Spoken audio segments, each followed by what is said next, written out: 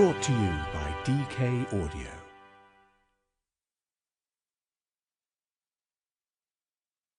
DK Audio presents The Complete Idiot's Guide to World War II by Mitchell G. Bard, Ph.D., read by Saul Reichlin.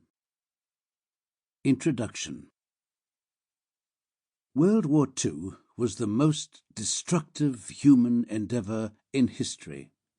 Battles were fought on almost every continent and involved more than 60 countries, affecting roughly 3/4 of the world's population. At least 57 million people were killed, more than half of them civilians. Everything about the war was on a grand scale. The villains, from Adolf Hitler to Adolf Eichmann, were more evil than most. The feats of heroism of people such as Audie Murphy, Raoul Wallenberg, and the men who raised the American flag on Iwo Jima were truly extraordinary.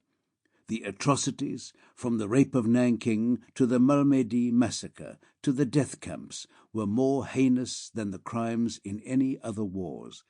The destruction, from the firebombing of Dresden to the razing of Warsaw to the incineration of Hiroshima, were more devastating than in any conflict before or since. It's no wonder that World War II is the subject of hundreds of books and movies. The fascination with the war is also reflected in the popularity of both, with several books hitting the bestseller lists and films topping the box office charts and winning Oscars. Still, a mere 75 years since the end of the war, the memory of the conflict is fading fast.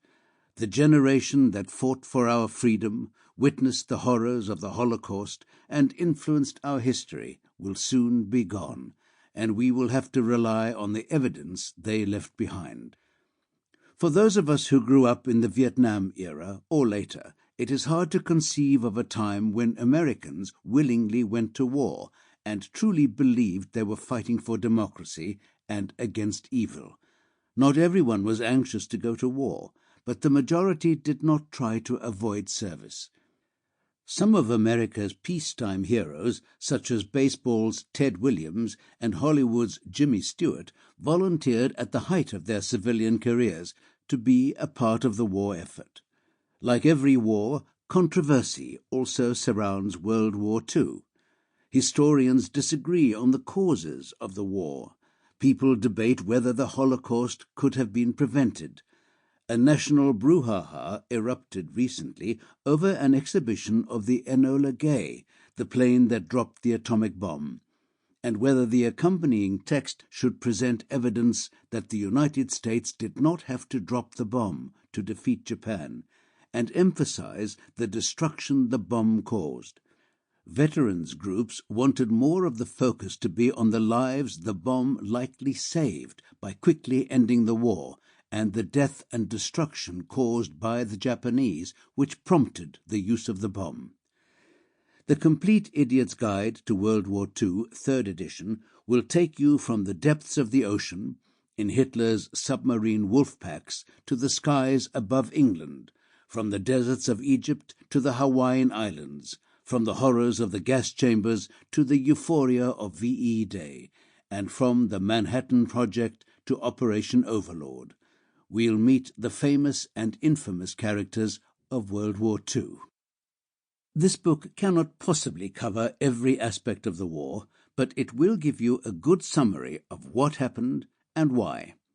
Most general histories of the war do not spend much time on the treatment of prisoners of war or the Holocaust, but separate chapters on each are included here, because those subjects are crucial to understanding the impact the war had on the lives of civilians and soldiers.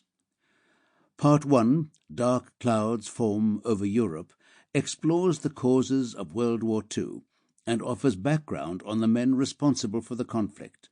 The slow descent into war is chronicled, as is the Allies' mistaken belief that Hitler could be appeased. Part 2, Blitzkrieg, documents how Germany quickly overran most of Europe and took control of the Atlantic with its submarine wolf packs. Only the British... Sample complete. Ready to continue?